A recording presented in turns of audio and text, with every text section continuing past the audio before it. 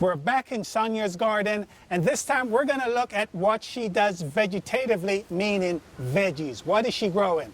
I'm Stephen Brown, and this is Lee County, Southwest Florida, and I'm an extension agent. Ah, look at this right here. This is broccoli. This is the second harvest on this broccoli. And this broccoli I'm going to let go to seed and flowers because one of the secrets of my garden is attracting insects, beneficial insects, and that means I don't need pesticides. Okay, so what? Broccoli. And what I'm seeing here is we're in the subtropic, and broccoli here seems to be doing quite well. And I can see it going to flower right here. Right. After it goes to flower, does this plant die? I take the plant out and put it in my compost. Oh, bin. so you compost this I do. plant. Now, I'm looking at your plant, and I see what we have here is pine straw, which you right. use as a mulch. I prefer that. It doesn't bring in the critters like other mulches do, so I like that very much. And also, I've got cauliflower here. Both of those are fruitaceous vegetables, and you're on Snow Princess alyssum. Oh, right. Snow Princess alyssum have been shown in trials to keep the boars out of the broccoli and the cauliflower. So that's companion planting. But more importantly, it will keep the bugs out of the broccoli and cauliflower. So that's why I put it there. So this is one of the companion Yeah, it crop is. right here. This is going to help. These are the plants. Absolutely. And then we have broccoli here. Yes. That is coming into flower, which you actually want I want because that. I want you've those already flowers. harvested Exactly. some. And then we have cauliflower here. And then over here is Swiss chard right here. And then over here is radishes. I put the garlic on either side, society garlic on either side, again, because the smell deters a pest. See that society garlic right here? Okay, oh, there you go. Here's the society garlic. I was looking. Right on either side. These posts are so I can put up sheets in case it gets cold and I need to protect these posts. Okay. They go this way. So in case there's a freeze or something predicted, you'll just put a cloth over here? And move it back there. Okay, I got you. They also act as, right there, you're going to see, that's my second set of beans. Those are green beans. So in this small area, this is almost like square foot gardening, isn't Exactly, it? Because this is what? Let me see how many feet this is. 2, 3, 4, 5, 6, 7, 8, 9, call it 10 feet right here. And look how much stuff you have right here. So I noticed some of the techniques. As we said, you have pine mulch. You also have a raised bed. Would you call it that? We did excavation, so I had a lot of extra soil. And I've done mound gardening. This is not traditional mound gardening because I'm not planting in the mound. Oh, you're planting So in I'm planting pots in right containers. here. Exactly. So all of these are in containers. All of them are in Do you find that better in containers than in the soil? I think it is because I can control the soil. Okay. So I can neutralize it, I can fertilize it. It doesn't have the pests that other soils does. You'll see back here I've got some grow boxes, which we find best for tomatoes because they don't have a problem with nematodes. These boxes actually were developed by the University of Florida some time ago, and they're now in production. They're called grow boxes. There's also called earth boxes. Last year was our first year for grow boxes. We had some tomatoes not in grow boxes, some tomatoes in grow boxes, and the difference in production was astounding. And the difference in plant health was astounding. These just stay healthy because they're not in the soil. I can see that right here. Soil. The watering is very consistent because we water through a small hole, so it's all capillary action that keeps that. Okay, so what you're doing right here is, there's that cat again. This grow box is off the ground. There are some cinder blocks right here.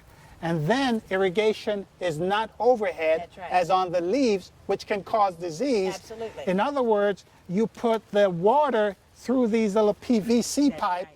This area becomes saturated, Right. and then capillary action, or the roots themselves. Well, the roots want to draw up I've those got water. 3 inches of water down there, and Right that's now? what pulls it up.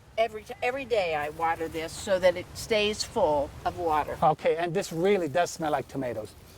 I love that smell. This is an important plant. This is the purple African basil. And it's important to me because, again, the only, well, I love the this. looks I of love it, this. but it also is always full of bees. Yes, Always yes, healthy. and this is a more hardy basil than the other basil that we see. Oh, much. Yes. This will go year after year. There's a bee right there. Yep. This is another plant that does kind of the same thing. This is borage. It's a Okay. cold weather. This is borage. Look at this. This is almost like an ornamental beauty in itself. Look at the leaf right here. The leaves are great. This is said to make strawberries taste better. Really? But and they say you can eat the leaves, although we tried to once and it was pretty nasty. And pretty hairy too. Pretty nasty. Yes. And what do we have here? This is parsley. Okay, I harvest parsley, great. Flat leaf parsley. Mhm. I love eggplant. This Eggplant? is the Asian. This is the Oh yeah, Asian here we go. eggplant. Here's one coming out right here. Uh-huh. So these are like long, somewhat, not cylindrical, but Exactly. nice shape. Exactly. Exactly. And we have another broccoli right here. The broccoli. Again, this is a little one. And We've got kale over here. so this is your kale right here. Now, is this kale right now edible? Uh-huh. So what do you do? Just snip the leaves? I do, and we make kale chips. We like to chop it fine, put a little bit of oil on it, and put it in the oven and roast it. It makes kale chips. Look at this. Look at this stem right here. Look at this petiole right here. What color is this? I would call it a lavender. A lavender color. So really good looking. So this makes a nice plant. I love the bushiness of this. And One of the things I'm doing this year too is berries. So I've ordered blackberries, raspberries, a blueberry. I'm just going to give it a try. Started in mountain pots. okay, that looks great. And why do you have this Again, I'm flowering plant? This I'm is attracting insects. no, just attracting insects. That's all I'm doing. Wait a minute. What is this? This is lovage. Lovage. Lovage. What is it good for? It's edible. You can put it in your salads. I rarely do. I really grow it for the for the flowers because they attract the insects. Actually, this makes a good garnish. It does. It's pretty. Ah, It's pretty. whew. Love it too. Rue. I have rue. Again, that's a good pest repellent. So this is rue right here. I like this. I like the color of I this love the foliage. color. It's really You nice. have to be careful where you put it because not all plants like And it. this is salvia. And that's salvia. And this is the ornamental salvia Yes. right here. I've Yes. seen this all around. Exactly. And it's been successful. Again, the red pepper. Hey, so- This is yes. calendula, pot marigold. Now pot marigold is they used to cook with this. They did. Because Oh, that's why they call it absolutely. pot. Oh, absolutely. Put it in the pot, marigold. Absolutely. So all of the leaves then are probably cookable. Have you ate it? I haven't. Well, let's hope it's. So this is more borage with the nice rough leaf. I like it. Just a bold statement. Now is. this is mint, isn't This it? is yerba buena mint. Now, you probably know this. Yes, I do. But mints have different, like I was wanting to use some mint, and mints don't always have their flavors all year long. This one didn't have the intensity of the mint When flavor. doesn't a mint has their flavor? Is there a particular time of year? Well, there are many different kinds of mints. Right. Different mints have different times of year that they are especially fragrant and flavorful. Well, you know, with this mint, this can be almost be under the right condition, the ground cover. It can be. A little bit weedy. It is. And this is great to steep it and make tea out of Oh, it. absolutely.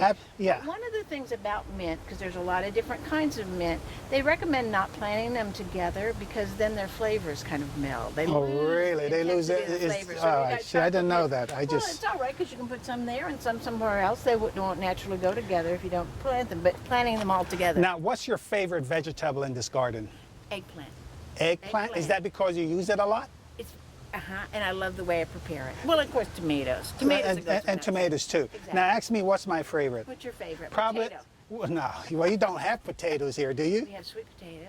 I don't Not like. here. I don't like sweet potatoes. Give me the Irish potatoes or the white ones. But look, right over there, I like the mint. That has I like the fragrance of many plants. And what else do you have here? The basil. Yes. So that's another fragrant plant. It is. It so is. And those I've are got two. some oregano. I've got And the oregano and thyme. Oh, Exactly. thyme is really It great. is. Really I great. really like the cold weather. So, thanks a lot, Sonia. Okay, my pleasure. Thanks. And this is what, late February. So this is not a typical South Florida vegetable garden, but surely a delightful one. Stephen Brown, Lee County Extension Service, and I'll be seeing you soon. Okay. I like this. We got printers here. What was this again?